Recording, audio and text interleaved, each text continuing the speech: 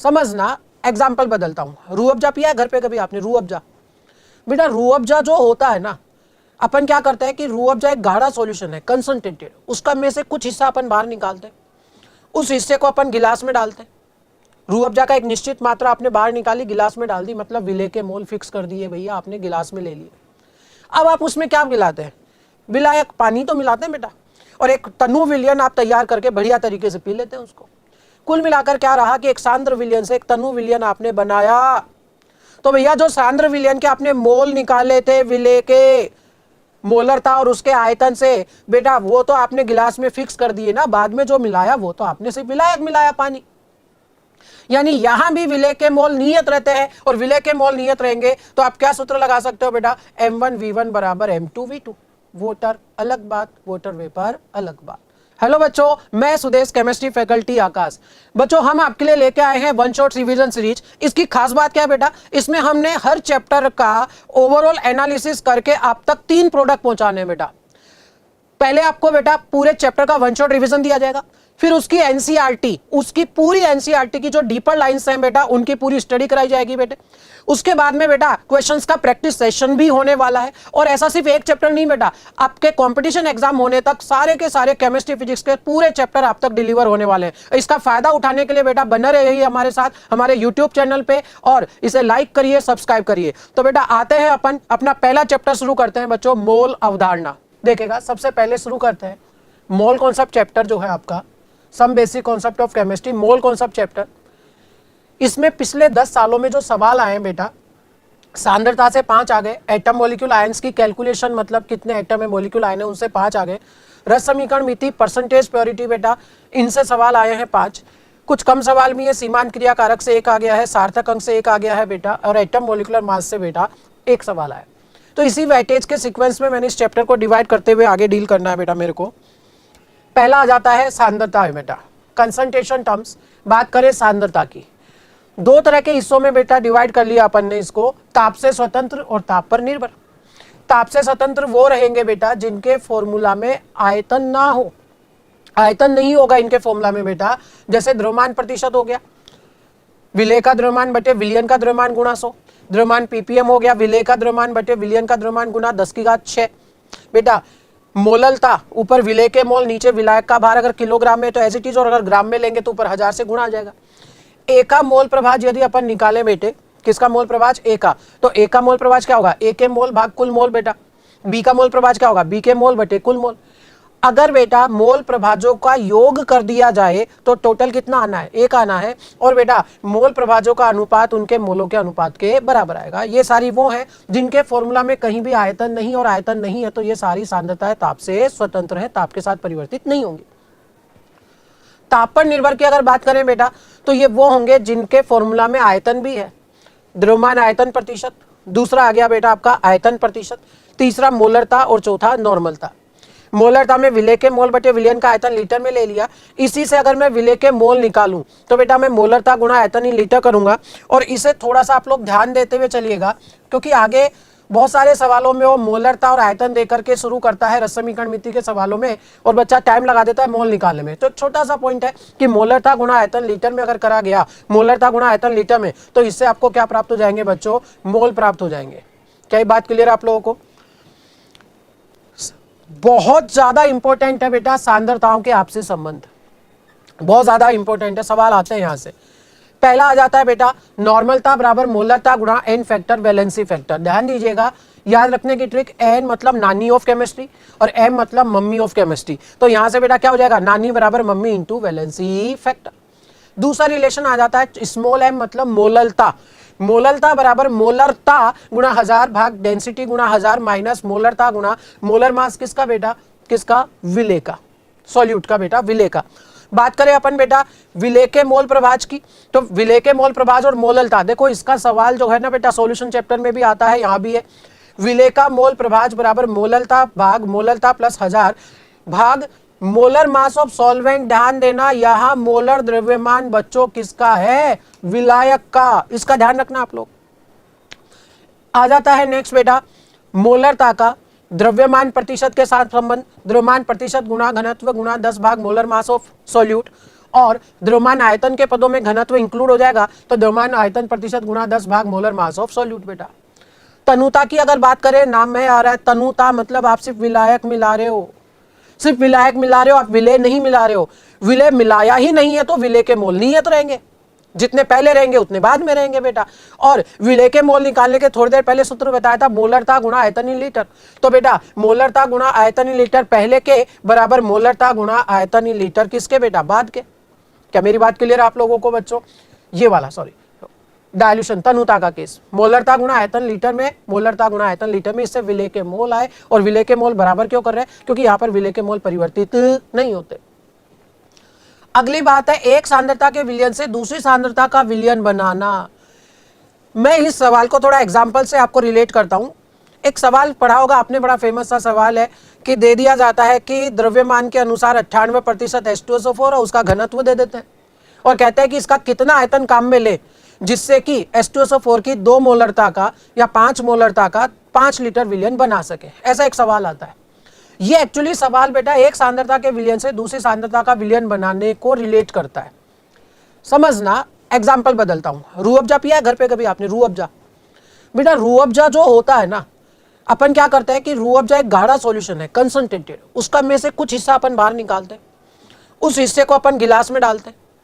रूह अफ़ज़ा का एक निश्चित मात्रा आपने बाहर निकाली, गिलास में डाल दी, मतलब विलय के मोल फिक्स कर दिए भैया, आपने गिलास में ले लिए। अब आप उसमें क्या मिलाते हैं? विलायक, पानी तो मिलाते हैं बेटा, और एक तनु विलयन आप तैयार करके बढ़िया तरीके से पी लेते हैं उसको। कुल मिलाकर क्या रहा कि एक सांद्र विलयन से एक तनु विलयन आपने बनाया। तो भैया जो सांद्र विलयन के आपने मोल निकाले थे विलय के मोलरता और उसके आयतन से बेटा, वो तो आपने गिलास में फिक्स कर दिए ना, बाद में जो मिलाया वो तो आपने सिर्फ विलायक मिलाया, पानी। यानी यहां भी विलय के मोल नियत रहते हैं, और विलय के मोल नियत रहेंगे तो आप क्या सूत्र लगा सकते हो बेटा, M1V1 बराबर M2V2। अब बेटा सवाल में मैं कह रहा हूं V2 देता है कि इतना लीटर बनाओ, M2 भी देता है कि इतनी सांद्रता का बनाओ, और आपसे बेटा V1 पूछता है। सुन लो मेरी बात, क्या पूछता है बेटा? V1 पूछता है। और सवाल में वो मोलरता सीधे ना देकर के द्रव्यमान प्रतिशत में दे देता है, घनत्व दे देता है, वहीं बच्चा परेशान हो जाता है। तो बेटा सिंपल, अभी ऊपर पढ़ा था अपन ने, मोलरता का संबंध द्रव्यमान प्रतिशत के साथ क्या था? द्रव्यमान प्रतिशत गुणा घनत्व गुणा 10 भाग मोलर मास विलय का। क्या सवाल क्लियर है बेटा? नेक्स्ट हिस्सा आयनिक इक्विलिब्रियम में भी आ जाता है। एसिड की मिक्सिंग करोगे तो H+ बराबर N1V1 plus N2V2 by V1 plus V2। Base की मिक्सिंग करोगे तो अभी फॉर्मूला यही रहना। लेकिन अगर आपने एसिड के साथ बेस को मिक्स करा तो भैया वहां पर उदासीनीकरण रिएक्शन होगी। आपने मान लो H+ के 10 ग्राम तुल्यांक लिए, OH- के 5 ग्राम तुल्यांक लिए। अब सीमांत क्रिया कारक लग के बेटा 5-5 दोनों के रिएक्शन करेंगे, H+ के कितने बच जाएंगे? 5 बचेंगे बेटा, समझ रहे हो? यानी बची हुई सांद्रता H+ की हो गई। अगर आप क्षार ज्यादा लेते, OH- ज्यादा लेते तो उसके बच जाते। मैंने यहाँ यदि H+ के ग्राम तुल्यांक ज्यादा हो OH से, तो यहां बच के कौन आएगा? H+ आ जाएगा कि H+ के ग्राम तुल्यांक माइनस OH- के ग्राम तुल्यांक भाग V1 प्लस V2। क्लियर है बच्चों? बहुत इंपॉर्टेंट सवाल लिख रहा हूं, क्या कि 5 मोलल ग्लूकोज के जलीय विलयन में ग्लूकोज का मोल प्रभाज ज्ञात कीजिए। हाँ बेटा, अब यहां पर ग्लूकोज क्या है? विलय है। यानी आपसे पूछा गया है मोल प्रभाज किसका? विलय का। दे दी गई है मोललता। क्या सूत्र था बेटा? बोलो। मोललता भाग मोललता प्लस 1000, और यहां किसका मोलर द्रव्यमान था? ध्यान दें, विलायक का। किसका था? विलायक का। और विलायक यहां पानी है 18। कुल मिलाकर सूत्र आ गया बेटा, मोललता भाग मोललता प्लस 55.5। यहां से विलय का मोल प्रभाज आ गया बेटा, मोललता आपको सवाल में दी गई है 5 प्लस नीचे भाग में 5 प्लस 55.5। बहुत ही सिंपल सा और इंपॉर्टेंट सवाल जो नीट में आ चुका है, आगे भी आता रहेगा। एक और सवाल जो एनसीईआरटी का इंटेक्स्ट क्वेश्चन है बेटा, उसी से रिलेटेड है। क्या कि 5 मोलरता के, कैपिटल है मोलरता के NaOH के विलयन का घनत्व 1.5 ग्राम प्रति ml है। इसकी मोललता ज्ञात कीजिए। क्या ज्ञात करनी है इसकी बेटा? मोललता ज्ञात करनी है बच्चों। तो देखो आपके पास क्या क्या हो गया? मोलरता है, घनत्व दे दिया गया है और मोललता पूछी है बेटा। क्या रिलेशन था? फॉर्मूला बोलो, बोलोगे तो याद होगा। मोललता बराबर बोलो मोलरता गुणा 1000 भाग घनत्व गुणा 1000 माइनस मोलरता गुणा मोलर मास। ध्यान दे यहां मोलर मास किसका है? विलेय का। बच्चों लगा दीजिए, सूत्र में मान रखते जाइएगा। क्या जाना है बेटे? मोलरता सवाल में दी गई थी 5, घनत्व दिया हुआ है 1.5। बच्चों ये 5 रहा और मोलर मास NaOH दिया है ना। क्या दिया है भाई? NaOH। तो NaOH का मोलर द्रव्यमान कितना हो जाएगा बेटा? 40। सोल्व कर लीजिए, आंसर आ जाएगा। बहुत इंपॉर्टेंट है भाई, एनसीईआरटी का इंटेक्स क्वेश्चन है। मे बी डेटा थोड़ा सा वेरिएशन में हो, बाकी एनसीईआरटी का इंटेक्स क्वेश्चन आ सकता है बेटा। नेक्स्ट आ जाता है बेटा मोल कॉन्सेप्ट। बेसिकली मतलब counting of atom, molecule, ion, electron, proton, neutron, इन सब की बेटा। 1 मोल स्पीसीज मतलब 6 × 10⁻23।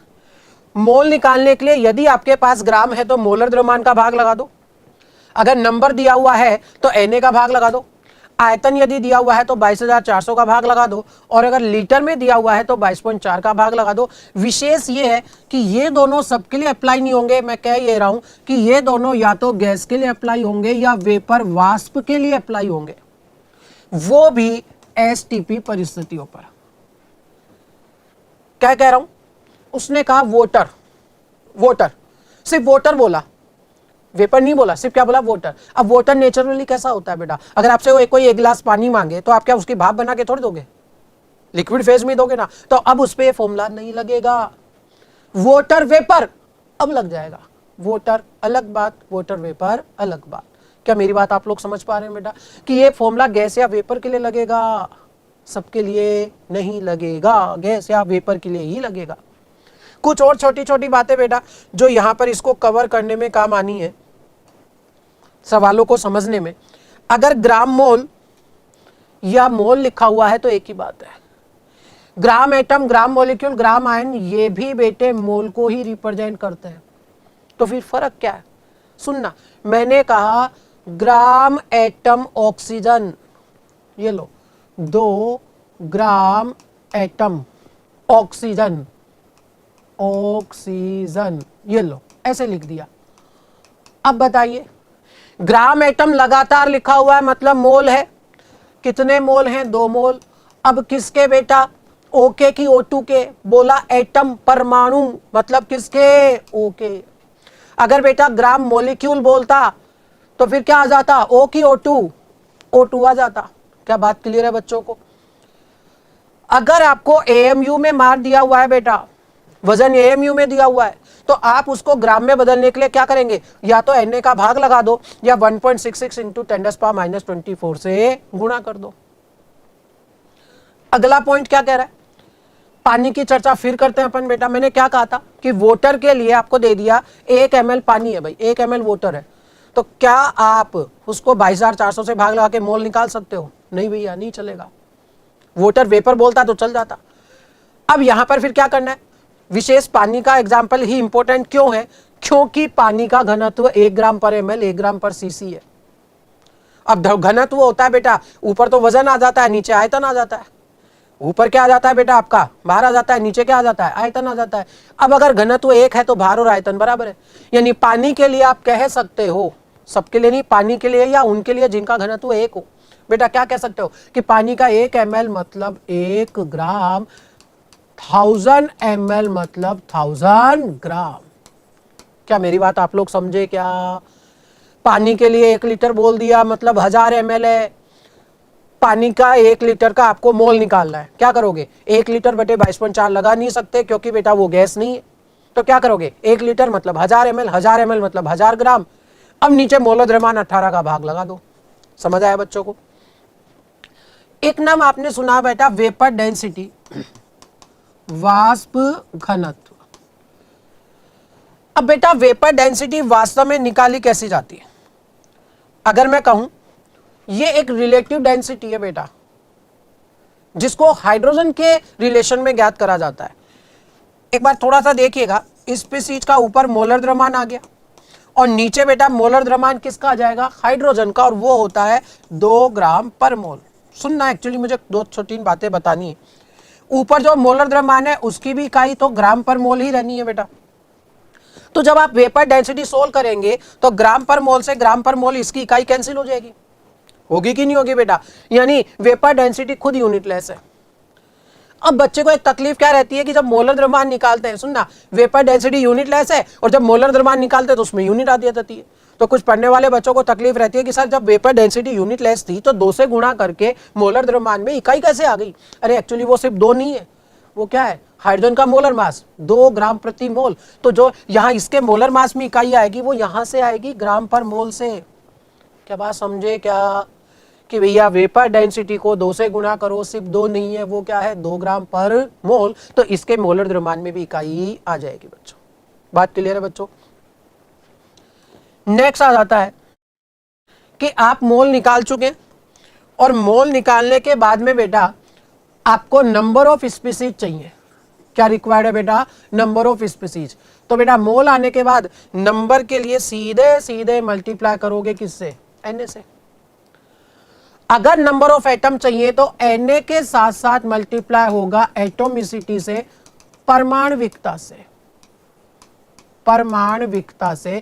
परमाणविकता क्या? कि जैसे CH4 में कितने परमाणु हैं? 5, तो ये 5 से और मल्टीप्लाई हो जाएगा। नंबर ऑफ इलेक्ट्रॉन निकालने हो तो मोल इंटू Na इंटू प्रति स्पीसीज इलेक्ट्रॉन की संख्या। ये क्या हो जाएगा? मोल इंटू Na इंटू प्रति स्पीसीज प्रोटॉन की संख्या, मोल इंटू Na इंटू प्रति स्पीसीज न्यूट्रॉन की संख्या। समझ रहे हो? अगर वॉल्यूम इन लीटर निकालना है बेटा तो गुणा हो जाएगा किससे? 22.4 से, जब परिस्थिति किसकी हो? STP की हो। अगर भार निकालना है बेटा आपको ग्राम में तो आप मोल को किससे गुणा कर दो? मोलर मास, मोलर द्रव्यमान से। सुन रहे हो मेरी बात? और अगर आपको बेटा मान लीजिए चार्ज निकालना है कूलाम में, कूलाम में चार्ज आपको निकालना है, तो आप क्या करेंगे बेटा? Mole into Na। ये तो नंबर ऑफ स्पीसीज आ गए। अब एक इकाई चार्ज का कूलाम होता है 1.6 गुणा 10⁻⁻19 कूलाम, और साथ में गुणा होगा बेटा इकाई आवेश से। अब ये इकाई आवेश का मतलब क्या है? कि जैसे सल्फेट है, अब सल्फेट पर कितना इकाई आवेश है बेटा? 2, तो 2 से और मल्टीप्लाई हो जाएगा, ऐसे इसका आवेश आ जाएगा।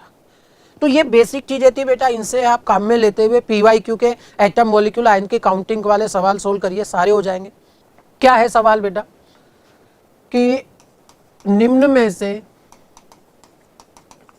किसमें परमाणुओं की संख्या अधिकतम है? पहला ऑप्शन दिया हुआ है 1000 ml जल, दूसरा ऑप्शन दिया हुआ है 22.4 लीटर CO2 STP पर, तीसरा ऑप्शन दिया हुआ है 3 ग्राम अणु ओजोन, चौथा ऑप्शन दिया हुआ है बेटा 2 गुणा 10⁻20 AMU हीलियम। ठीक है बच्चों, इसे अपन सोल्व करते हैं। पहला आ जाता है आपके पास में बेटा 1000 ml जल, 1000 ml पानी है। पहला पॉइंट, क्या मैं मोल निकालने के लिए 22,400 का भाग लगा सकता हूं? नहीं। क्यों? क्योंकि बेटा सिर्फ जल बोला, ये वाष्प नहीं है भाई। तो फिर क्या करूं?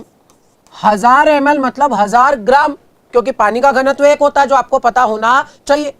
1000 ml मतलब 1000 ग्राम, और बेटा ग्राम को मोल में बदलने के लिए डिवाइड कर लो मोलर द्रव्यमान से, और पानी का मोलर द्रव्यमान कितना है? 18। क्या यह आंसर है? अरे भाई ये मोल आए, अभी जाना तो नंबर तक है, तो क्या मैं Na से गुणा करूं? अभी नंबर आ गए, क्या यही है? अभी भी नहीं है, क्योंकि यहां मैंने आपसे स्पीशीज के अणु की संख्या पूछी है या परमाणुओं की, तो भैया परमाणु की पूछी है तो परमाणविकता से गुणा करो ना। अब H2O की परमाणविकता कितनी है भैया? 3 परमाणु है इसके अंदर, तो ये आ गया बेटा यहां से 55.5 गुणा 3 गुणा Na। क्लियर है पहला? दूसरा बेटे, बाकायदा आप जानते हो CO2 गैस भी और STP भी दिया हुआ है, तो इस परिस्थिति में आप सीधे सीधे मोल निकालने के लिए 22.4 का भाग लगा दो। कितना मोल आ गया? 1 नंबर के लिए Na से गुणा, और परमाणुओं की संख्या के लिए परमाणविकता से भी गुणा करो, और कितने परमाणु है? 3, तो यह आया 3Na। अगला ग्राम अणु एक साथ लिख दिया है भाई, और ग्राम अणु एक साथ लिखने का अर्थ सीधा साधा मोल होता है। 3 मोल है, और 3 मोल है वो भी किसके? ओजोन के, मतलब O3 के। यानी भैया सीधे मोल आ गए, मोल को नंबर में बदलने के लिए गुणा करो Na से, और बेटा परमाणु की संख्या पर चाहिए तो परमाणविकता 3 है, 9 Na आ गया। अरे कुछ समझ रहे हो क्या भाई? नेक्स्ट आ जाता है हीलियम का AMU दे रखा। AMU आयतन है सॉरी, AMU आयतन है या फिर भार की इकाई है बेटा? AMU तो भार की इकाई है, लेकिन उसको पहले ग्राम में तो बदलो बेटे। अगर आप इसे ग्राम में बदलेंगे तो Na का भाग लगाओ, या ये कह दो 6 गुणा 10 की घात 23 का भाग लगाओ। ये क्या है? मोल आ गए क्या? अरे नहीं भाई, मोल नहीं आए, मोल नहीं आए, ये तो अभी आपने AMU को ग्राम में बदला।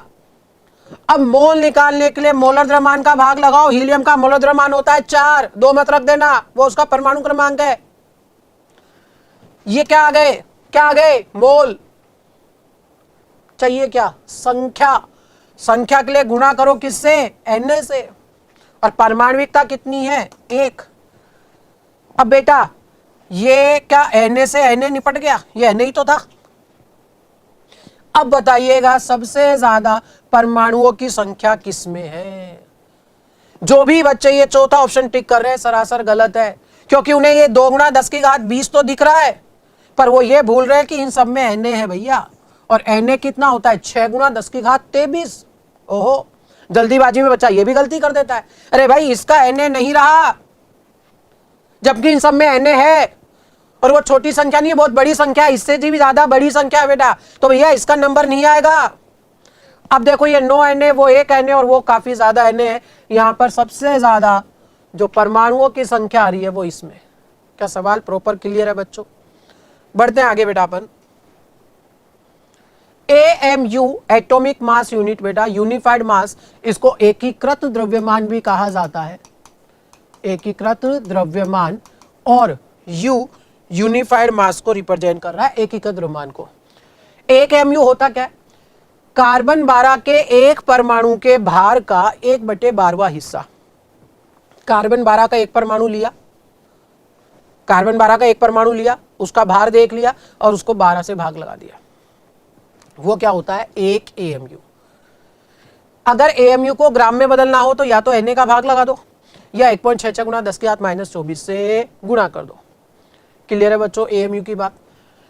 मोलर मास आप जानते हो, विशेष कुछ नहीं बेटा, 1 मोल का द्रव्यमान ही मोलर मास हो जाएगा, 1 मोल का जो भार है। और मोलर मास ऑफ कार्बन 12 कितना दिया हुआ है बेटा? वो अपन को निकालना है। सीखो, 1 मोल का द्रव्यमान निकालना है, 1 मोल का।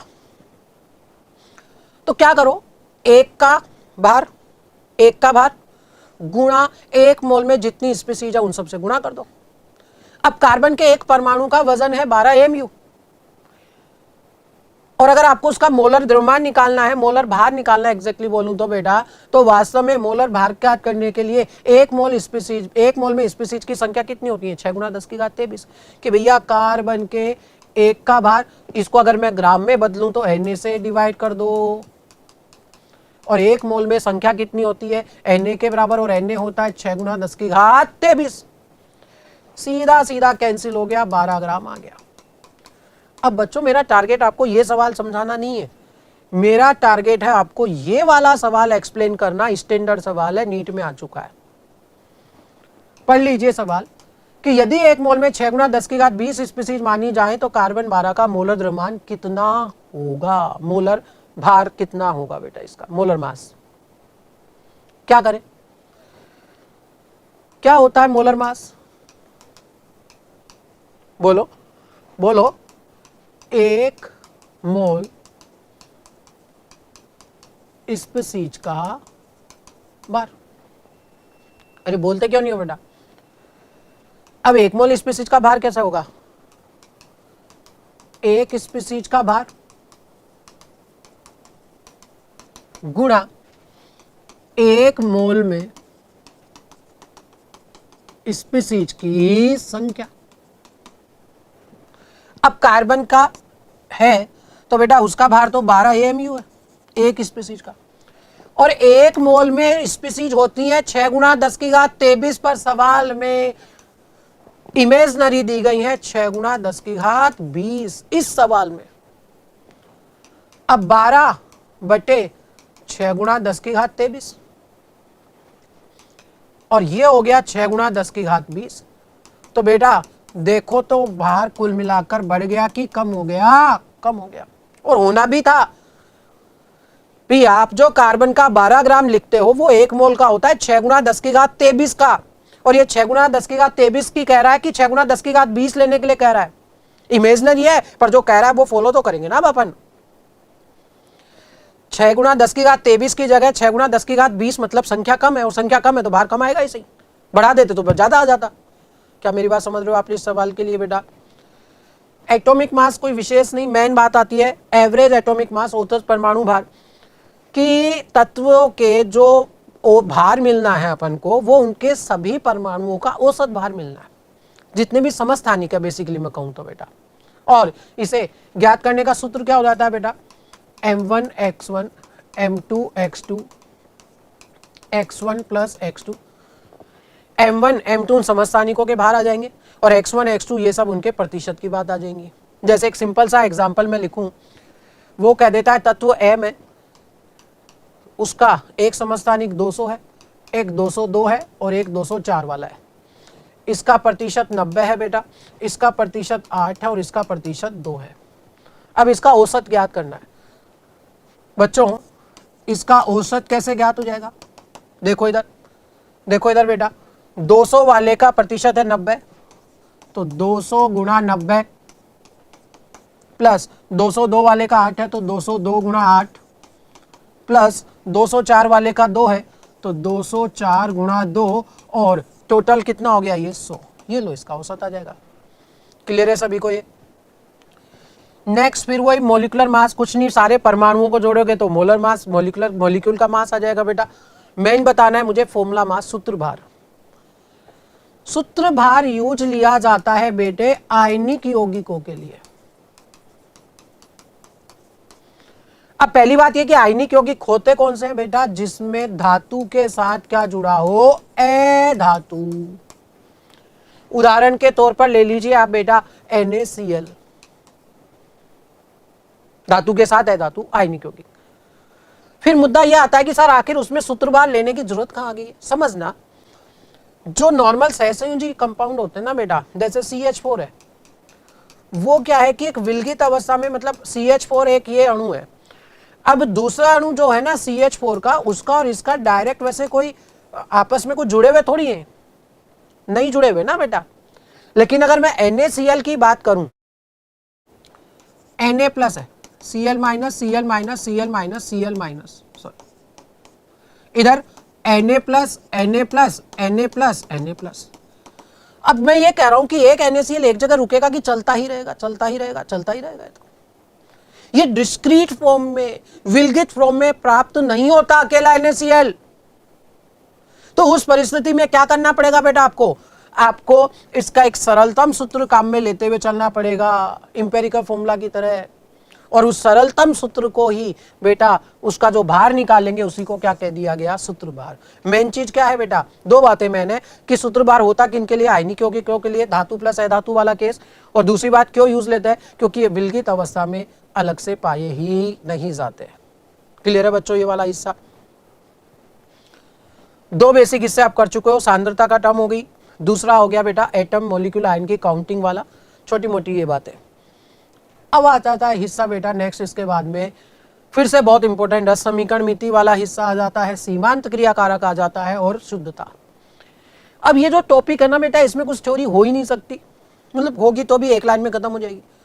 अब इसको बेसिकली मैं आपको समझाऊंगा सवालों की ही माध्यम से, सवालों के माध्यम से ही अपन इसमें डिस्कस करेंगे बेटा प्रॉपरली।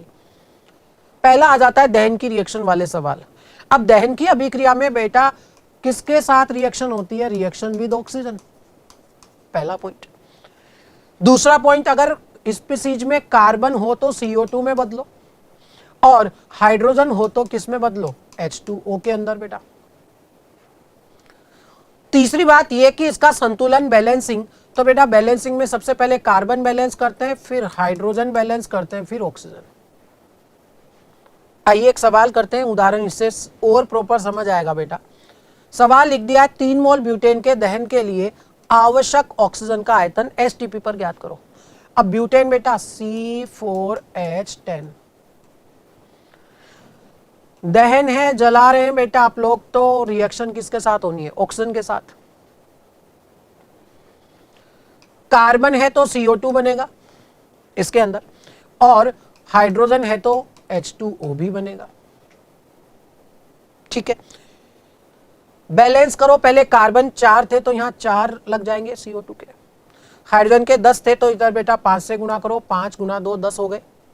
अब ऑक्सीजन गिनिए बेटा, 4 2 8, 8 और 5 13, तो ये आ जाएगा, 2 पहले से है तो 13/2 कर दो, अपने आप ही आ गया, हो गई बैलेंस। अब ये रिएक्शन कह रही है कि इसका 1 मोल जो है वो इसके 6.5 मोल से रिएक्शन करेगा। तो मुद्दा ये कि जब इसके 3 मोल अभिक्रिया करेंगे तो 3 मोल कितने से करेंगे बेटा? 3 गुना 6.5 मोल। पर आपसे ऑक्सीजन के मोल नहीं, आयतन पूछा है बेटा, वो भी STP दिया हुआ है। तो बेटा 3 गुना 6.5 आयतन में बदलने के लिए गुणा कर दो किससे? 22.4 से। समझ आया? एक और सवाल मैंने यहां लिखा हुआ है बेटा, थोड़ा सा आपको डिफरेंस समझाने के लिए। एक जैसी सी लैंग्वेज है, फिर अंतर क्या है कि वहां 3 मोल से दहन हो रहा था, यहां 3 लीटर का दहन हो रहा है, 3 लीटर को जलाया जा रहा है प्रॉपर्ली कहूं तो बेटा, और वहां STP था, यहां नियत फिक्स कोई समान तापदाब की बात कर रहा है। रिएक्शन मैंने सेम रखी है, वो ही ब्यूटेन को जलाया जा रहा है, तो रिएक्शन यहां मैंने चेंज नहीं करी, क्या कि आपको डिफरेंस प्रॉपर समझ आ सके।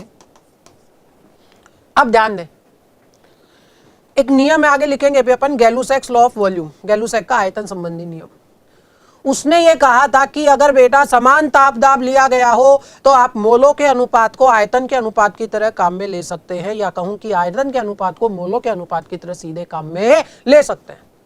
रटो मत, समझो बच्चे, PV बराबर nRT होता है, R गैस नियतांक है, सही कह दिया गया। समान ताप समान दाब, तो ये दोनों में गए, यानी सीधे सीधे रिलेशन आ गया V समानुपाती N, यानी आयतन मोल के समानुपाती है, यानी मोल की जगह आयतन में सीधे रिएक्शन करा लो, आंसर सही आएगा। बोले मोल में बदल के कराए तो करा लेना, कौन मना कर रहा है, तब भी आंसर वही आना है। फिर इसमें समय बचेगा बस से ज्यादा और कुछ भी नहीं। क्या मैं ये कह सकता हूं क्योंकि सवाल में समान तापदाब कह दिया गया है तो मैं ये तुलना कर सकता हूं कि इसका 1 लीटर इसके 6.5 लीटर से रिएक्शन करेगा, तो इसका 3 लीटर इसके 3 × 6.5 लीटर से रिएक्शन करेगा, और आगे 22.4 से मल्टीप्लाई करने की आवश्यकता नहीं है बेटा। क्या आपको मेरी ये बात समझ आ गई? क्या क्लियर है बच्चों? ये थे दहन के सवाल। दूसरा आ जाता है बेटा, मैंने एक सीमांत क्रिया कारक का उदाहरण भी लिया हुआ है, सस्ता सा सवाल लिया है, सिंपल सा, कुछ विशेष तकलीफ दे नहीं है, बस आपको बेसिकली मुझे डिफरेंस सिखाने हैं। सवाल कह रहा है कि 8 ग्राम हाइड्रोजन और 32 ग्राम ऑक्सीजन के बीच में रिएक्शन कराई तो आदिक्य क्रिया कारक कितना बचेगा? पहला काम है बेटे, दोनों की संतुलित समीकरण लिख लेना। दूसरा काम बेटा, यहां मोल लिखना, मोल, फायदे में रहोगे। और मोल बेटा यहां मत निकालो, मैं कह रहा हूं ऊपर ही निकालना। हाइड्रोजन के मोल, मोलर द्रव्यमान कितना है? 2 का भाग लगाया 4 मोल आए। हम मैंने इसलिए कहा कि ऊपर ही क्यों निकालना। सुनना, कभी कभी बच्चा क्या करता है बेटा, 8 ग्राम लिखता है और इसके 2 गुणा 2 4 का भाग लगा करके सीधे 2 मोल लिख लेता है, वही गड़बड़ हो गई। अरे बेटा इसके मोल कितने हैं भैया? 8 ग्राम मोलर द्रव्यमान तो 2 ही है ना, तो 2 का ही भाग लगेगा। बात करूं मैं ऑक्सीजन की, तो ऑक्सीजन का 32 ग्राम है और मोलर द्रव्यमान भी 32 होता है, तो इसका मोल आ गया 1। क्लियर है? अब रिएक्शन कंप्लीट करा रहा है तो आप सीमांत क्रिया कारक फॉलो करोगे। सीमांत क्रिया कारक निकालूं कैसे बेटा? सीमांत क्रिया कारक निकालने का तरीका है सिंपल सा, कि क्रिया कारक के मोल 4 हैं और भाग लगा दो, रस समीकरण मिति का 2 है इसका। क्रिया कारक के मोल 1 है और रस समीकरण मिति भी 1 है, और इनमें से जो छोटा मिले वो ही सीमांत क्रिया कारक है, वो ही एलआर है, लिमिटिंग रिएजेंट है। और सीमांत क्रिया कारक जैसे ही मिले पूरा निपटा दो कदम, और आगे की तुलना रस समीकरण मिति की जो होगी वो कौन कंट्रोल करेगा? सीमांत क्रिया कारक कंट्रोल करेगा बच्चों। इसका 1 गया तो इसके 2 जाएंगे, 1 की तुलना में 2 जाते हैं। इसका 1 जाता है तो 2 बनते हैं, 1 गया तो 2 बनेंगे। तो बेटा ये बच गया 2, ये रह गया 0। वैसे भी सीमांत तो खत्म ही होना था ना बेटा, तो आधिक्य क्रिया कारक कौन सा है बच्चों? ये वाला। भाई वो तो प्रोडक्ट है ना उधर तो। और आधिक्य क्रिया कारक के अगर आपके पास मोल आ चुके हैं और अगर सवाल में वजन पूछे तो मोलर द्रव्यमान H2 का 2 होता है, इससे गुणा कर देना, आपका आंसर आ जाएगा। क्लियर है बच्चों को ये बात? बढ़ते हैं आगे बेटा। प्रतिशत शुद्धता के सवाल। बेसिकली जो प्रतिशत शुद्धता के सवाल है उनसे संबंधित मैंने 2-3-4 तरह के सवाल लिख दिए आप लोगों को, बेसिकली डिफरेंस सिखाने के लिए। बेटा मेन चीज क्या है? डिफरेंस सीखना है बेटा, वो अपना मेन टारगेट है। सीखिएगा भाई। पहला सवाल कह रहा है कि 80% शुद्ध 200 ग्राम कैल्शियम कार्बोनेट के नमूने को तापीय विघटित करने पर कितना CO2 प्राप्त हुआ? बच्चों रिएक्शन क्या हो जाएगी? Calcium carbonate gives CaO plus CO2। अब आपके पास 200 ग्राम कैल्शियम कार्बोनेट का नमूना है, लेकिन कह रहा है कि भैया 80% शुद्ध है। तो बेटा पूरे 200 के 200 थोड़ी मिले होंगे, कितना मिलेगा? 200 का 80%, प्रतिशत का चिन्ह हटाओगे तो भाग 100, ये आ गया 160 ग्राम। मोल में बदल लीजिए, मोलर द्रव्यमान 100 है CaCO3 का, तो 1.6 मोल आ गए। और रस समीकरण मिति ये कहती है कि इसका जब 1 टूटता है तो इसका 1 बनता है।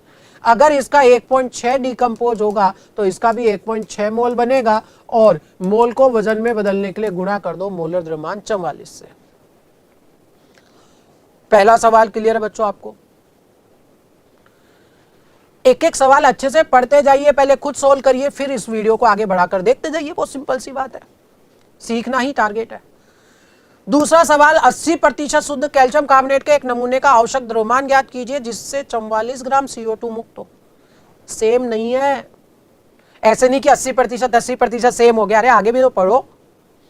वहां CaCO3 का द्रव्यमान दे दिया गया था कि भैया 200 ग्राम है, उसमें से 80% शुद्ध है, वो काम में लो और आगे मजे करो। लेकिन इस सवाल में आपसे बेटा 80% शुद्ध तो कहा, पर द्रव्यमान दिया कि पूछा है कि कितना द्रव्यमान लाए भैया, ये पूछा गया है सवाल के अंदर। रिएक्शन तो वो ही है।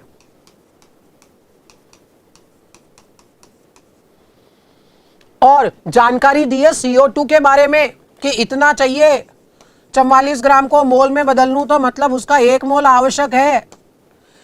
और रस समीकरण मिति ये कहती है कि इसके 1 मोल के लिए इसका भी कितना मोल आवश्यक होगा? 1 मोल। और 1 मोल का वजन कितना हो गया? मोलर द्रव्यमान 100 है, यानी 100 ग्राम आवश्यक है बेटा।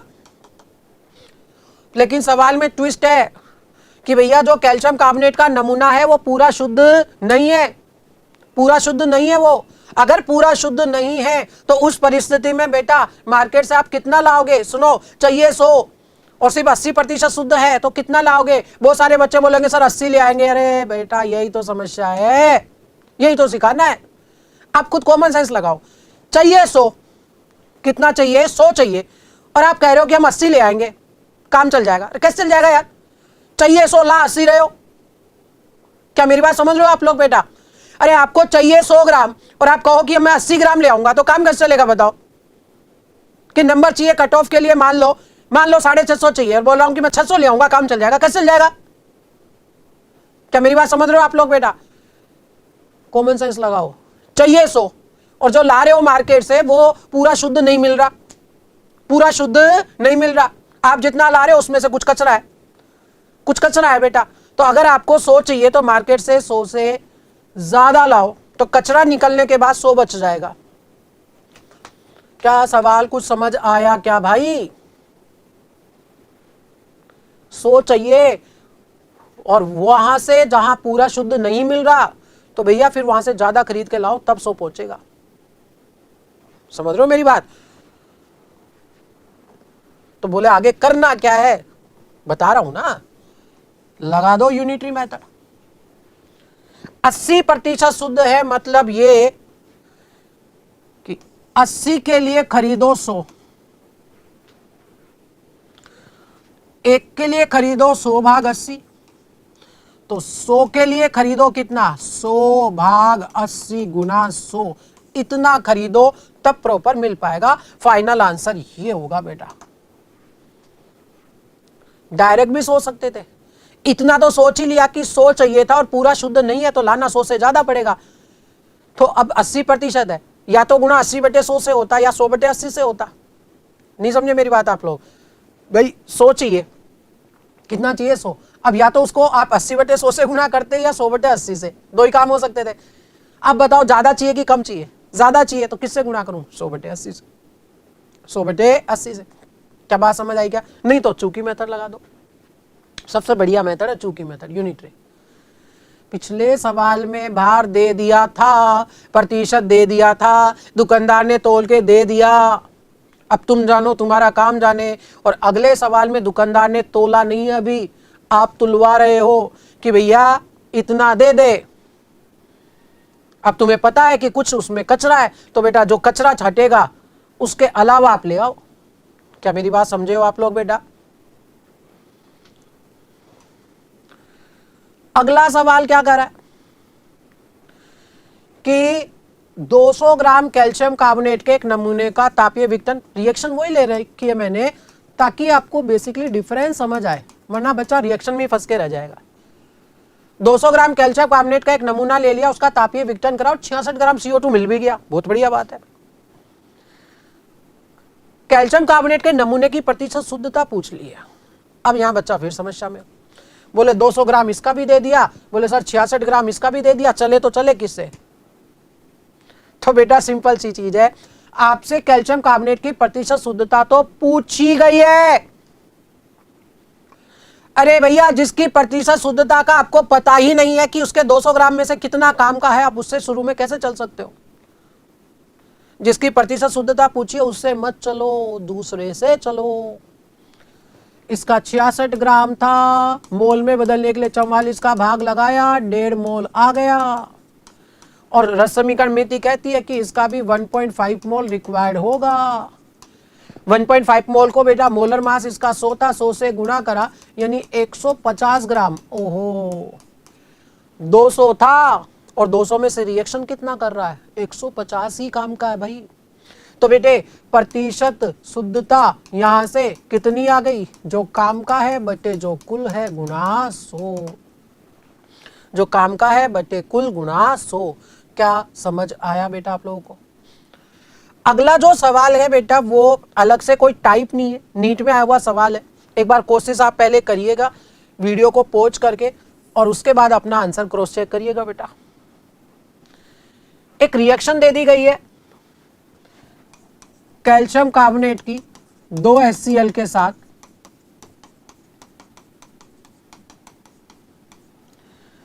और वो कह रहा है कि 2 मोलर 500 ml HCl से रिएक्शन करवाने के लिए आवश्यक कैल्शियम कार्बोनेट के नमूने का द्रव्यमान ज्ञात करो जो 95% शुद्ध है। यानी शुद्धता की बातें कैल्शियम कार्बोनेट की हो रही हैं, उसको साइड में करो और HCl लेके चलो। 5 मोलरता और 200 ml को लीटर में बदलने के लिए 1000 का भाग, याद आया कुछ? मोलरता गुणा आयतन इन लीटर, इससे सीधे सीधे मोल आ गए 1। अब ये कह रहा है कि भैया इसके 2 मोल के लिए इसका 1 मोल चाहिए, तो रस समीकरण मिति 2 के लिए अगर 1 की डिमांड कर रही है तो 1 के लिए कितना आवश्यक होगा, आधा मोल। वजन में बदलूं, मोलर द्रव्यमान 100 है तो 50 ग्राम चाहिए। अब सवाल में इसके बाद ट्विस्ट है कि आपको चाहिए 50 ग्राम और बेटा शुद्ध जो है वो सिर्फ 95% है मार्केट में। 50 चाहिए, 50 से कम लाऊं कि ज्यादा लाऊं? ज्यादा लाना पड़ेगा ना भाई, क्योंकि पूरा शुद्ध नहीं है। और ज्यादा लाने के लिए मैं बेटा बोलो 95/100 से गुणा करूं कि 100/95 से? 100/95। अब आया ना समझ बेटा आप लोगों को प्रॉपर? क्या बातें क्लियर है सभी लोगों को? बढ़ते हैं आगे बेटा। जहां से सबसे ज्यादा सवाल आए हैं वो सेक्शन हुआ खत्म। फिर अब कुछ कम सवाल वाला सेक्शन, और कुछ ऐसा भी है जहां से सवाल वहां अपन ने नहीं लिखा कि ठीक है 10 सालों में, लेकिन वो कुछ इंपॉर्टेंट हिस्सा है जिससे सवाल आगे भी तो आ सकता है ना। वो अब दोनों हिस्से अब आगे कवर करेंगे अपन बेटा। सबसे पहला आ गया तत्व का द्रव्यमान प्रतिशत। तत्व का मोलर द्रव्यमान, नीचे यौगिक का मोलर द्रव्यमान, यौगिक में तत्वों के परमाणुओं की संख्या गुणा 100। सीधे मुद्दे पे आइए। टाइप ऑफ क्वेश्चंस लिखे मैंने यहाँ 3, उसी से समझ आएगा फिर से। ग्लूकोज सूत्र C6H12O6। कार्बन का प्रतिशत पूछा। अब एक कार्बन का भार होता है 12, ग्लूकोज में कार्बन की संख्या है 6 और इसका पूरे का द्रव्यमान 180 गुणा 100। अब यहाँ बच्चों के दिमाग में कुछ चल रहा होगा कि सर सूत्र कुछ देखा देखा नहीं लग रहा। बहुत सिंपल चीज बताता हूँ, सुनो बेटा। आपने ये देखा होगा कि एक तत्व का भार नीचे एक यौगिक का भार, वही पढ़ा ना बेटा? मैंने मोलर क्यों लिख दिया? सुनो कंसेप्ट सुनो। अगर ऊपर 1 मोल का लिखो तत्व का तो नीचे भी 1 मोल यौगिक का लिखो, और अगर ऊपर एक तत्व के परमाणु का लिखो तो नीचे भी यौगिक के एक अणु का लिखो। ऊपर मोल का तो नीचे भी मोल का, ऊपर 1 का तो नीचे भी 1 का, बस खत्म। ये दोनों तो यूनिट में कैंसिल हो जाने हैं ना भाई, नहीं समझे मेरी बात? ऊपर मोल का तो नीचे भी मोल का लिखो, ऊपर 1 का लिख रहे हो तो नीचे भी एक तत्व का लिख दो, या सॉरी एक यौगिक का। क्या बात क्लियर हुई क्या बेटा? अरे ऊपर अगर 12 ग्राम लिख रहे हो तो नीचे 180 ग्राम लिखो, और अगर ऊपर 12 AMU लिख रहे हो तो नीचे 180 AMU लिख दो। अरे अब तो क्लियर है ना? दूसरा बेटा, नीला तोता में H2O का प्रतिशत। ऐसा नहीं है कि सिर्फ एक अकेले तत्व का ही आप प्रतिशत निकाल सकते हो, पूरी एंटाइटी का भी निकाल सकते हो। कहना क्या चाहता हूं, नीला तोता कॉपर सल्फेट डॉट 5 H2O होता है, और अगर आपको इसमें H2O का प्रतिशत ज्ञात करना है, किसका प्रतिशत बच्चों?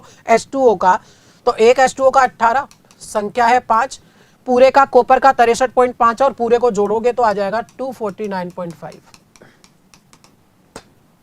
बात क्लियर है बच्चों आप लोगों को? एक सवाल और पढ़िए। एक एंजाइम में सेलेनियम 78.4 U यूनिफाइड मास, मतलब एक सेलेनियम का भार दिया हुआ है। द्रव्यमान के अनुसार 0.5% है, तो एंजाइम का न्यूनतम मोलर द्रव्यमान ज्ञात करो। कॉन्सेप्ट सीखो भैया बेटे। अगर वो स्पीसीज का, एंजाइम का, यौगिक का न्यूनतम मोलर द्रव्यमान की बात कर रहा है, किसकी? न्यूनतम की, जिसमें सेलेनियम उपस्थित है, तो बेटा सेलेनियम कम से कम 1 तो होगा, उससे कम तो हो ही नहीं सकता। अगर वो न्यूनतम की बात करे, न्यूनतम मोलर द्रव्यमान की, और संख्या दी हुई ना हो तो संख्या 1 ले लो। वापस दोनों लाइनें सुने। न्यूनतम मोलर द्रव्यमान की बात करें और संख्या दी हुई ना हो। अगर उसने अपनी तरफ से संख्या दी है तो भैया वही संख्या काम में लोगे। 2 दे दिए तो 2 ही काम में लो। सुन रहे हो मेरी बात? ये 1 तब लेना जब न्यूनतम पूछे और संख्या दी हुई ना हो तो। आगे बढ़ते हैं आप सवाल। बेटा सेलेनियम का प्रतिशत सवाल में दे दिया 0.5 बराबर, यह है 1 मोल में बदलो तो ग्राम में आ जाएगा, और ग्राम में आ जाएगा तो नीचे मिनिमम मोलर मास आ जाएगा पूरे यौगिक का, वो भी ग्राम में आ जाएगा।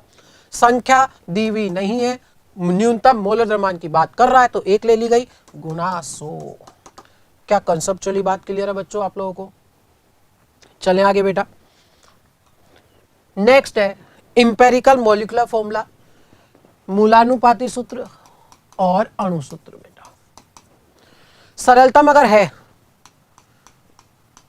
तो वो इंपेरिकल फॉर्मूला हो जाएगा, और अगर पूरा होल नंबर रेशो ले रहे हो पूरा का पूरा कंप्लीट, तो वो क्या हो जाएगा बेटा? अणु सूत्र हो जाएगा। अरे ग्लूकोज C6H12O6 अणु सूत्र है, और सरलतम सूत्र क्या हो जाएगा बेटा? CH2O। सवाल के माध्यम से आगे चलते हैं बेटा। एनसीईआरटी का ही एक सवाल का डेटा मैंने लिया हुआ है, एनसीईआरटी में ये सवाल है, इसी डेटा का। तरीका क्या है सोल्व करने का? सबसे पहले तत्वों को प्रतिशत सहित लिख लो।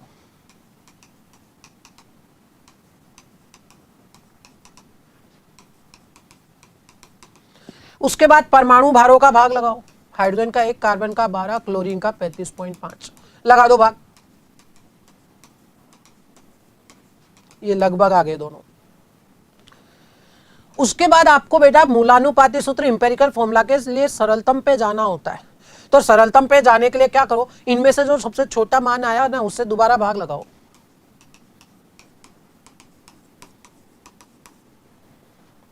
लगा दिया, ये 2 आया लगभग, ये 1 आया, ये 1 आया।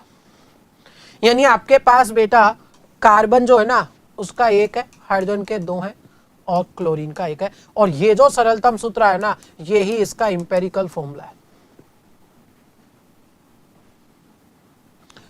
अब आपको जाना है किस पे, अणुसूत्र पे। तो उसके लिए एन मान ज्ञात करना है। एन यहां मोल नहीं है, एन है मॉलिक्यूलर फॉर्मूला का भार भाग इंपेरिकल फॉर्मूला का भार। अब या तो सवाल में मॉलिक्यूलर फॉर्मूला का भार सीधे देगा या वाष्प घनत्व के पदों में दे देगा, और वहां वाष्प घनत्व के पदों में क्या करना है आपको, 2 गुना वाष्प घनत्व। तो यहां से n का मान कितना आ गया बेटा, वाष्प घनत्व दिया हुआ है 49.48 सवाल में, और मूलानुपाती सूत्र का ज्ञात कर लो। कार्बन का 1 है 12, 2 हाइड्रोजन का 2 हो गया, क्लोरीन का 35.5, ये आ गया 49.5, यानी n का मान आया 2। अब क्या करें, अब इतना सा कि जो इंपेरिकल फॉर्मूला है उसको सब स्क्रिप्ट पे पैरों पे इस n से गुणा करो तो आपको मॉलिक्यूलर फॉर्मूला मिल जाएगा। कहना क्या चाहता हूं, आपके पास इंपेरिकल फॉर्मूला था C का 1, H के 2, Cl का 1। अरे सुन रहे हो मेरी बात बेटा, और इस यहाँ n का मान आपने निकाला 2, कर दो गुणा, C के 2, H के 4 और Cl के 2। क्या तरीका सभी को क्लियर है बच्चों? चलें आगे बेटा। सिग्निफिकेंट फिगर, सार्थक अंक, वे अर्थपूर्ण अंक जो निश्चित रूप से ज्ञात हो और साथ में एक क्या ले लेते हैं, अनिश्चित अंक। जैसे 11.2 इसमें 3 सार्थक अंक आप जानते हो बेटा, तो 11 इसमें निश्चित और 2 कैसा है, अनिश्चित, कि भैया अभी ऊपर नीचे थोड़ा हो सकता है। मुद्दा फिर बेटा सार्थक अंक को भी बेटा अपन उदाहरण की सहायता से नियम इसके निपटाएंगे। उदाहरण की सहायता से, पहला, सारे नॉन जीरो, सारे अशून्य अंक सार्थक होते हैं। इसमें तीनों के तीनों सार्थक अंक है। दूसरा बिंदु, जीरो को लेकर के बातें होती है। जीरो 3 तरह के बेटा, पहले आने वाले जीरो, बीच में आने वाले जीरो और लास्ट में आने वाले जीरो।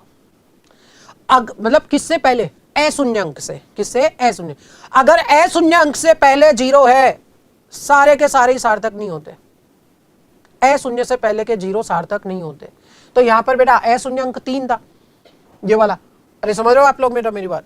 तो इससे पहले के ये सार्थक अंक है, ये दोनों सार्थक अंक नहीं है, तो इसमें एक ही सार्थक अंक है। ये है, ये है, ये सार्थक अंक नहीं है, तो यहां आ गए 2। अशून्य के बीच में जो जीरो आते हैं वो सारे सार्थक होते हैं, 2 अशून्यों के बीच में। तो ये भी 4 सार्थक अंक हो गए इसमें। शुरू वाले की बात हो गई, बीच वाले की बात हो गई, अब लास्ट वाले की भी करेंगे। लास्ट वाला सार्थक अंक होगा कि नहीं होगा डिपेंड करता है कि संख्या में आपको दशमलव दिया है कि नहीं दिया। अगर दशमलव दिया है तो लास्ट वाला सार्थक है, और नहीं दिया तो लास्ट वाला सार्थक नहीं है। कहना क्या चाहता हूं, देखो ये तो अशून्य से पहले का, उठाओ इसको, तो हटाओ, हटा से। अब 2 सार्थक है ही सही। अब ये दशमलव के बाद के जीरो हैं तो सार्थक होंगे। यहां दशमलव नहीं है तो अशून्य के बाद वाले सार्थक नहीं होंगे। दशमलव दे रखा है तो तीनों सार्थक है, दशमलव है चारों सार्थक है। काउंटिंग दे दी, गिनती, अगर भैया गिनती दे दी तो बेटा अनंत सार्थक अंक हो जाते हैं। गिनती में सार्थक अंक कितने हो जाते हैं बेटे, अनंत हो जाते हैं। 10 की घात वाला सार्थक अंक में काउंट नहीं होता, तो इधर कितने सार्थक अंक हो गए, 3। ठीक है बच्चों, एनसीईआरटी में 100 को लिखने का तरीका भी समझाया उन्होंने, कि अगर आपको प्रॉपर 100 लिखना हो तो ज्यादा बेहतर तो होता है कि आप इसे 10 की घात के पदों में लिखो। वो और बेहतर परिणाम बताता है सामने वाले को, कि जैसे 1 गुणा 10 की घात 2 लिखा तो सार्थक अंक 1 है, इसके अंदर यहाँ सार्थकता 2 तक आ गई और इसमें सार्थकता 3 तक आ गई बेटा। यानी सबसे ज्यादा बेहतर परिणाम ये वाला बता रहा है, तीसरा इसके अंदर, कि 1.00 है, कंफर्म रहो, आप परेशान ना हो। ऐसे भाग व गुणा सार्थक अंकों के पदों में यदि बताना है फाइनली, तो क्या करना होता है बेटा, गुणा व भाग में क्या करना होता है कि जो आपका आंसर आया उसको राउंड ऑफ करते हैं। कितने तक राउंड ऑफ करते हैं? गुणा और भाग में जितने भी मान दे रखे हो ना, उनमें से जो सबसे न्यूनतम सार्थक अंक हो वहां तक। यहां सार्थक अंक है 2, यहां सार्थक अंक है 3, तो आपका जो आंसर है ना गुणा होने के बाद में, उसमें भी अधिकतम सार्थक अंक 2 ही हो सकते हैं। फिर तो ये गुणा कर लिया, अब राउंड ऑफ करो बेटे। जब 5 को राउंड ऑफ करते हैं तो 5 से पहले की अंक संख्या अगर सम हो तो एज इट इज रहता है, और विषम हो तो 1 जुड़ता है। तो ये तो सम था, 2 एज इट इज रहेगा। जब 2 को राउंड ऑफ करोगे तो ये 5 से छोटा है, सीधे सीधे हटा दो। तो यहां आंसर फाइनली कितना रह जाना है? 3.1। समझ आया बच्चों को? अगर आपको बेटा योग व घटाने का काम करना है तो वहां क्या करते हैं कि दिए गए मानों में से दशमलव के बाद न्यूनतम अंक देखते हैं। किसके बाद? दशमलव के बाद। ये जोड़ दिया है, मान मिल गया। अब यहां दशमलव के बाद न्यूनतम ये वाला है, एक ही अंक आपके पास दशमलव के बाद, तो आपके भी आंसर में दशमलव के बाद एक ही अंक होना चाहिए। सीधा 2 राउंड ऑफ होगा, 5 से छोटा है 2 सीधे राउंड ऑफ होगा, तो ये आपका इसमें आंसर आ जाएगा। क्लियर है बच्चों बात? ये नेक्स्ट आ जाता है परिशुद्धता और यथार्थपरकता। आपने प्रयोग करा और आपका प्रयोग का आंसर जो है ना बार बार एक जैसा आ रहा है। आना क्या चाहिए उससे मतलब नहीं है आपको, एक जैसा आ रहा है, बार बार बार बार एक जैसा आ रहा है। अब वो सही है गलत है वो एक अलग मैटर है, एक जैसा रहा है बार बार, तो वो कहलाएगा परिशुद्ध। विभिन्न मापनों की सामीप्यता, कि आपने बेटा तीर पे, मतलब आपका क्या हो रहा है कि आप, ये आपका गोल था और आप निशाना लगा रहे हो, लग कहाँ रहा है उससे मैटर नहीं है, मतलब ये है कि भैया एक जगह ही लग रहा है, सारे यहीं लग रहे हैं, सारे यहीं लग रहे हैं, तो ये सब क्या कहलाएंगे? परिशुद्ध। एक जैसा बार बार मिलना। यथार्थपरकता में क्या होता है कि भैया जो होना चाहिए वो ही मिलना, यानी निशाना सही लगाओ एग्जैक्टली। परिशुद्धता यथार्थपरकता का आपस में कोई लेना देना नहीं है। परिशुद्ध मतलब बार बार एक जैसा होना, यथार्थ मतलब वास्तविक मान के पास होना। एनसीईआरटी का ही उदाहरण मैंने फिर ले लिया। यहां आपको यह कह दिया गया कि प्रयोग में सही मान था 2 ग्राम। 3 बच्चों ने प्रयोग करा, 2 प्रयोग करे बेटा तीनों बच्चों ने। पहले को मिला, ए को मिला, ए को 1.95 पहले प्रयोग में, दूसरे प्रयोग में 1.93। भैया दोनों ट्रू वैल्यू सही मान के पास नहीं है। हाँ खुद तो पास है 1.95 1.93, पर सही मान के पास नहीं है। तो बेटा ये परिशुद्ध मतलब प्रेसाइज वाला बेटा है ना। तो ये दोनों अगर देखें अपन तो परिशुद्ध तो है, पास तो है, पर बेटा यथार्थपरक नहीं है। क्या मेरी बात समझ रहे हो आप लोग बेटा? बी वाले की बात करें 1.94 2.05 खुद ही दूर है, परिशुद्ध नहीं है और ना ही यथार्थपरक है। सी वाला देखो पास भी है और बेटा यथार्थपरक 2 के पास भी है, तो प्रेसाइज भी और एक्यूरेट भी है। क्या आपको सवाल समझ आया बेटा? नेक्स्ट आ जाता है इसके बाद में बच्चों रासायनिक संयोग के नियम। बेसिकली कुछ रिमार्क, कुछ ट्रिक बतानी है मुझे। पहला द्रव्यमान संरक्षण का नियम बेटा लेवोजियर ने दिया कि क्रिया कारकों का, उत्पादों का द्रव्यमान सब कुल मिलाकर के सेम रहना है। मेन रिमार्क ये है कि बेटा नाभिकीय रिएक्शंस अगर हैं, नाभिकीय अभिक्रियाएं, तो वहां पर इसका नियम लागू नहीं होता। स्थिर अनुपात का नियम, निश्चित संगठन का नियम प्राउस ने दिया। क्या दिया था कि अगर एक ही यौगिक और आप उसे अलग अलग स्रोत से प्राप्त कर रहे हो तो भी उस यौगिक के तत्वों का द्रव्यमान प्रतिशत चेंज नहीं होगा। कि CO2 है, अब CO2 में कार्बन का प्रतिशत 12/44 गुना 100, ऑक्सीजन का प्रतिशत बेटा 32/44 गुना 100। अब वो CO2 आप चाहे CaCO3 से प्राप्त करो, चाहे मेथेन को जलाकर प्राप्त करो, चाहे किसी प्राकृतिक तरीके से प्राप्त करो, लेकिन वहां कार्बन और ऑक्सीजन का प्रतिशत निश्चित रहेगा, चेंज नहीं होगा। अब यहां पर बेटा एक तो इसकी कमी बता दूं कि अगर समस्थानिक आ गया तो फिर लागू नहीं होगा। और दूसरी बात इसकी ट्रिक पहचानने की, सीधे ट्रिक पहचानने की ट्रिक बेटा, पहचानने की ट्रिक क्या है कि एक यौगिक प्राप्त करा गया हो, एक यौगिक को विभिन्न स्रोतों से प्राप्त कराओ, विभिन्न स्रोतों से प्राप्त करा गया हो, एक ही यौगिक लेकिन स्रोत एक से ज्यादा। गुणित अनुपात का नियम डाल्टन ने दिया बेटा। मुद्दा फिर ट्रिक पे आता है, पहले एक बार नियम सुन लो। नियम क्या कहता है कि जब 2 तत्व, सिर्फ 2 ही तत्व मिलकर के 2 से ज्यादा या 2 यौगिक बनाते हैं, मतलब मैं कहूं तो 2 तत्व मिलकर 1 से ज्यादा यौगिक बना रहे हैं, तो किसी एक तत्व के निश्चित भार से संयोग करने वाले दूसरे तत्वों का भार एक सरल अनुपात में होता है। ये तो इसका नियम था। मैं आता हूं मेन ट्रिक के ऊपर, फिर से ट्रिक सुनना बेटा, जिससे अपन फाइनल पता लगा सके कि गुणित अनुपात का नियम क्या है। ट्रिक ये कहती है बेटा कि दो तत्व और उनसे मिलकर बने एक से ज्यादा यौगिक, सुनकर लिख लीजिए कि दो तत्व और उनसे मिलकर बने एक से ज्यादा यौगिक। सुनना, एक तत्व मैंने नाइट्रोजन ले लिया, एक तत्व मैंने ऑक्सीजन ले लिया, अब उनसे मिलाकर मैंने NO बनाया, N2O बनाया, NO2 बनाया, N2O3 बनाया, N2O4 बनाया, कि भैया तत्व दो थे और उनसे मिलकर बने एक से ज्यादा यौगिक, मतलब तय है कि वो कौन से नियम का पालन करेगा, गुणित अनुपात के नियम का।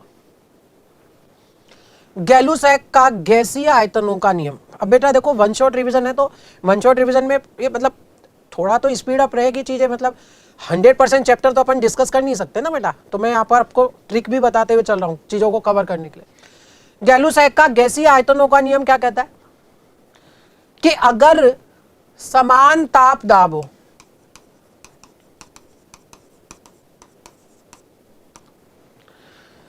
तो PV बराबर nRT है, R नियत है T और V, P भी नियत कर दिया, V समानुपाती है। तो पहले भी आई थी ये बात कि समान ताप दाब अगर है तो आप बेटा मोल की जगह आयतन को भी रस समीकरण मिति में काम में ले सकते हो। कहना क्या चाहता हूं कि अगर इसके 100 मोल रिएक्ट करेंगे तो बेटा इसके 50 रिएक्ट करेंगे, एक के लिए आधा। एक जाने से अगर एक बना तो 100 जाने से 100 ml बन जाएगा। अवगाद्रो का नियम क्या कहता है बेटा, ये भी बातें करता है वही समान ताप दाब की, कहीं ना कहीं चीजें रिलेटेड ही है बेटा। समान ताप दाब की बातें कर रहा है तो बेटा समान ताप दाब पर V समानुपाती है नहीं है। इसने कहा कि अगर समान ताप दाब है तो बराबर आयतन अगर ले गैसों का तो उनमें अणुओं की संख्या भी समान होगी। मत रटो, समझो। 3 गैसें ले ली STP पर, पहले मोल निकाल लो बेटा, क्या तीनों का एक एक मोल है? अगर मैं अणुओं की संख्या निकालता हूं बेटा तो बेटा Na से गुणा कर दो, तो बताओ तीनों की संख्या सेम आई कि नहीं आई? हाँ, अगर आप परमाणुओं की संख्या निकालोगे तो बेटे अभी आप इसको गुणा करनी होगी आपको परमाणविकता से भी। CO2 के 3 परमाणु हैं बेटा, मीथेन के 5 परमाणु है मीथेन में, और बेटा NO2 के 3। अब सुनना बेटा, अणु की संख्या सेम होगी ये तय है, और यही नियम है, नियम तो यही है। परमाणु की संख्या सेम होगी जरूरी नहीं है, हो भी सकती है और नहीं भी। अगर परमाणविकता भी सेम है NO2 CO2 की तो परमाणु की संख्या भी सेम आ जाएगी, लेकिन परमाणविकता अलग है तो परमाणु की संख्या सेम नहीं आएगी। और नियम में क्या लिखा था, अणुओं की संख्या वो सेम रहेगी बेटा। नेक्स्ट आ जाता है बेटा इसके बाद में कुछ स्पेशल पॉइंट NCERT की लाइनों से जो मैंने लिखे हैं यहां पर कवर करते हुए। प्रॉपर शब्दों पे अब ध्यान देना बेटा। एग्जैक्टली द्रव्यमान और भार दो अलग चीजें हैं, फिजिक्स में पढ़ा भी होगा आपने। किसी पदार्थ का द्रव्यमान मास उसमें उपस्थित द्रव्य की मात्रा है, जबकि किसी वस्तु का भार वेट जो है उस पर लगने वाला गुरुत्व बल है। लिखा NCERT ने, फिजिक्स में पढ़ते हो अपने चल जाता है एक जैसा, क्योंकि अपन थ्योरेटिकली पढ़ रहे हैं। समझ रहे हो मेरी बात? थ्योरेटिकली चीजें जो लिखी गई है वो स्टैंडर्ड फॉर्म में लिखी गई है बेटा। ध्यान देना, क्या कह रहा है कि भैया ये जो वेट है ना, वेट वो गुरुत्वाकर्षण बल पर निर्भर करता है। अगर जगह बदलेगी तो गुरुत्वाकर्षण बल बदलेगा और वेट बदल सकता है, जबकि मास कैसा रहेगा, फिक्स रहता है। अपने फर्क नहीं पड़ा थ्योरी में, मैं फिर कह रहा हूं, क्योंकि अपन स्टैंडर्ड चीजों को काम में लेते हैं। फिक्स जगह जहां मेजर करी गई है वही चीजें काम में ले रहे हैं, लेकिन NCERT में लिखा हुआ है साफ सुथरा। सीधा सवाल बन सकता है कि भैया जो वेट है वो गुरुत्वाकर्षण बदलने के साथ बदल जाएगा और मास चेंज नहीं होता। डिग्री सेल्सियस और फ़ारेनहाइट का रिलेशन बेटा, डिग्री सेल्सियस को 9/5 से गुणा करके 32 जोड़ दो तो फ़ारेनहाइट मिल जाएगा। 1 लीटर 1000 ml 1000 cc या 1 डेसीमीटर क्यूब या 10⁻³ मीटर क्यूब। 1 इंच बराबर 2.54 सेंटीमीटर हो जाएगा। साइंटिफिक नोटेशन वैज्ञानिक संकेतन के फॉर्म में जब लिखते हैं तो जो n होता है n वाला वो 1 से बड़ा और 10 से छोटा होना चाहिए बेटा।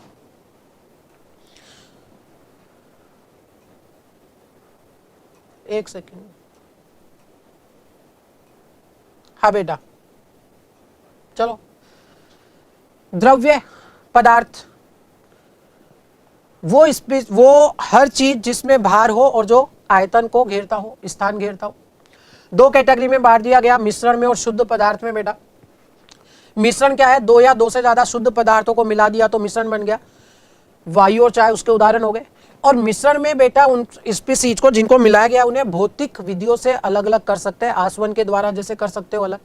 दो कैटेगरी आ जाती है बेटा उसमें, समांगी और विषमांगी। समांगी में साफ साफ नाम पे आ रहा है बेटा, यूनिफॉर्म कंपोजिशन होगा। ये तो बात थी आपके बेटा किसकी? मिश्रण की। शुद्ध पदार्थ जितने भी उसके अवयवी कण है जिनसे वो मिलकर बना हुआ है उन सबके रासायनिक गुण एक जैसे होंगे। दो कैटेगरी है, तत्व अवस्था, यौगिक अवस्था। बेटा तत्व अवस्था जिसमें एक ही प्रकार के परमाणु होंगे। तत्व किसे कहते हैं? एक परमाणु या एक जैसे परमाणु से मिलकर बना हुआ, तो उसकी वही दो परिस्थिति, परमाणु ऑक्सीजन परमाणु O और अणु की फॉर्म में O2 ओजोन, वो सब तत्व अवस्थाएं हैं वो। और यौगिक की अगर बात करें तो जिसमें क्या होगा, एक से ज्यादा प्रकार के परमाणु इसके अंदर आ जाएंगे बेटा। ये क्लासिफिकेशन समराइज फॉर्म में। कुछ फिजिकल क्वांटिटी है, उनकी ऐसा इकाई दी हुई है। लेंथ लंबाई की इकाई मीटर है, जानते हो सब। मास की इकाई ध्यान रखना, कभी कभी बच्चे भावुकता में ग्राम टिका देते हैं जबकि उसकी ऐसा इकाई क्या है बेटा? किलोग्राम। समय की इकाई सेकंड हो गई, धारा की इकाई एम्पियर हो गई बेटा, ताप की इकाई केल्विन हो गई, पदार्थ की मात्रा की इकाई मोल हो गई। हाँ एक और ध्यान रखना, ज्योति तीव्रता लुमिनस इंटेंसिटी की कितनी क्या होती है बेटा? कैंडेला। अरे क्लियर है बच्चों? नेक्स्ट आ जाता है डाल्टन का परमाणु सिद्धांत। थ्योरेटिकली अगर कोई सवाल आए तो कवर करना है। क्या कहा कि द्रव्य जो होता है वो अविभाज्य परमाणुओं से मिलकर बना होता है। ये किसका मानना था? डाल्टन का। आजकल तो अपन जानते हैं कि परमाणु में भी प्रोटॉन, न्यूट्रॉन, इलेक्ट्रॉन होते हैं। दूसरा क्या कहा इसने बेटा? किसी किसी दिए हुए तत्व के सभी परमाणुओं का एक समान द्रव्यमान सहित एक समान गुणधर्म होता है। कॉमन सेंस की बात है। अरे भैया एक तत्व है नाइट्रोजन, तो उसका एक जैसा ही तो गुणधर्म होगा सारे नाइट्रोजनों का, उसका भार भी 14 ही रहना है। हाँ परमाणु बदलेगा तो गुण बदल जाएगा। अगला क्या कहा कि एक से अधिक तत्वों के परमाणुओं का निश्चित अनुपात में संयोजन से यौगिक बनता है। आपने कार्बन और हाइड्रोजन मिलाया, CH4 बन गया। इस तरह की बातें कर रहा है वो। अगला क्या कह रहा है कि जब रासायनिक अभिक्रिया होती है ना, तो रासायनिक अभिक्रिया में परमाणु नए नहीं बनते या नष्ट नहीं होते, सिर्फ पुनर्विन्यासित होते हैं, आपस में सिर्फ रीअरेंज होते हैं बेटा। कहना क्या चाह रहा है कि जैसे आपने मान लो मीथेन को जलाया, ऑक्सीजन के साथ रिएक्शन करवाई, CO2 H2O बना। अब हुआ क्या कि कार्बन पहले हाइड्रोजन से जुड़ा था, अब ऑक्सीजन से जुड़ गया। पैदा थोड़ी हो गया अलग से कार्बन, नहीं, रीअरेंज होते हैं, सिर्फ पुनर्विन्यासित होते हैं। अब ये जो सिद्धांत है रासायनिक संयोग के नियमों की व्याख्या करता है, लेकिन गैसीय आयतन वाले नियम की व्याख्या नहीं कर रहा। और साथ ही साथ ये सिद्धांत यह नहीं समझाता कि आखिर परमाणु संयोग कर क्यों रहे, इस चीज को एक्सप्लेन नहीं करता। तो ये था बेटा अपना समराइज वे में मोल कॉन्सेप्ट का वन शॉट रिवीजन बच्चों। उम्मीद है कि आपको समझ आया होगा। अच्छे से समझने के लिए बेटा आप इस सीरीज को कंटिन्यू देखते रहिए हमारे YouTube चैनल पे बच्चों। इससे रिलेटेड क्वेश्चन प्रैक्टिस का भी सेशन आने वाला है बच्चों। ठीक है बच्चों, okay, best of luck, thank you.